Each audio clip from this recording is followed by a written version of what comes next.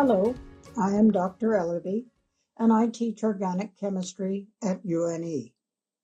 In this video, we're going to look at how to approach two problems dealing with aromatic compounds. Here is our first problem.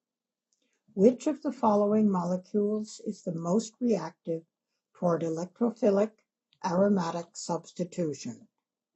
So we have the following substituents on a benzene ring to consider: a methyl group, a nitro group, a carboxyl group, another nitro group, a hydroxyl group, a protonated amino group. To solve this problem, we need to know which groups make a benzene ring more or less active in electrophilic aromatic substitution. In section 4.10 of the text, we see that it is the substituents on the ring that activate or deactivate the ring. Here are the relative nitration rates from page 128 in the text. The rates are relative to the rate of unsubstituted benzene. Methyl activates a little bit, 24.5 times unsubstituted benzene. Nitro deactivates hugely, 10 to the minus 7. That's a very small number. The carboxyl information is not given. The hydroxide activates the ring by 1,000-fold, and the NH3 plus information is not given. It certainly looks like the hydroxide substituent is the choice, but there are some unknowns in that list, so let's go through the choices one by one. First, we look at choice A. Section 4.10 tells us that methyl activates by 24.5 times the rate for unsubstituted benzene. But since the hydroxyl group activates by 1,000 times the rate for unsubstituted benzene, the methyl group is not the correct answer. Then we move to choice B.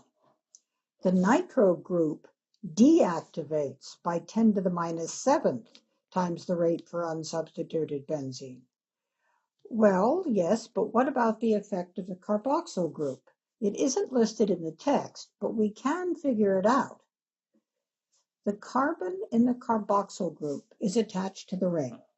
That carbon has a partially positive charge due to the electronegativity of the oxygen atom. We know that atoms with a positive charge that are attached to the ring are electron withdrawing, so the carboxyl group is also a deactivating group, although we don't know by how much.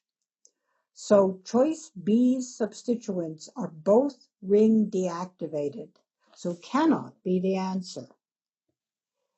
Now we come to choice C. The nitro group deactivates the ring compared to unsubstituted benzene by 10 to the minus 7th, while hydroxyl activates such a ring by 10 to the 3rd, 1,000. That means that the deactivating effect of the nitro group is a lot more powerful than is the hydroxyl group's activating effect. So the net effect of these two groups is deactivation of the ring compared to unsubstituted benzene. So this is not the answer.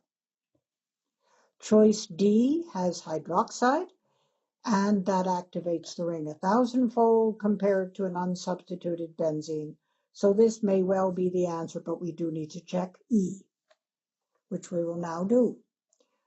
We don't have specific information on the NH3 plus group, but we do know electron withdrawing groups decrease the reaction rate.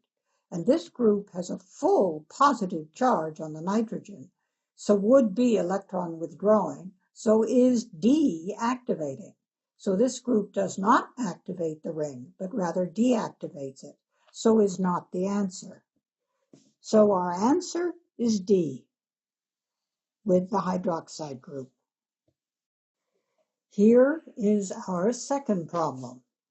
How do we get from benzene to this product? What we do to solve this type of problem is engage in retrosynthesis. We think backward from the product, step by step. So, which goes on last, the nitro group or the chloride? That's the question we need to ask. The chloride is an orthopara director because it has lone pair of electrons, so can donate electron density to the ring. The nitro group is a meta director because there's a full formal positive charge on the nitrogen in the nitro group. So is electron withdrawing, so is meta directing. First, let's try adding the nitro group last. We have to pick a group to start the process, so I picked nitro. We are working backwards, so we remove the nitro group from the desired product. So we have the figure here. We are interested in this part of the diagram, the right-hand piece, because we are talking about adding the nitro group last. We then check through our mental list of reactions to see what reagents will put a nitrate group on a benzene ring. And of course, we find nitration, which is adding nitric and sulfuric acids. So we add that fact to our diagram. And here is the diagram with the reagents added. But wait a minute. The chloride substituent is orthopara directing, so the nitro group would be in the orthopara position. But it isn't, it's in the meta position. So if we try to nitrate last, we will not get the product we want. So we cannot use this method. So now we try adding the chloride substituent last. And here is the diagram.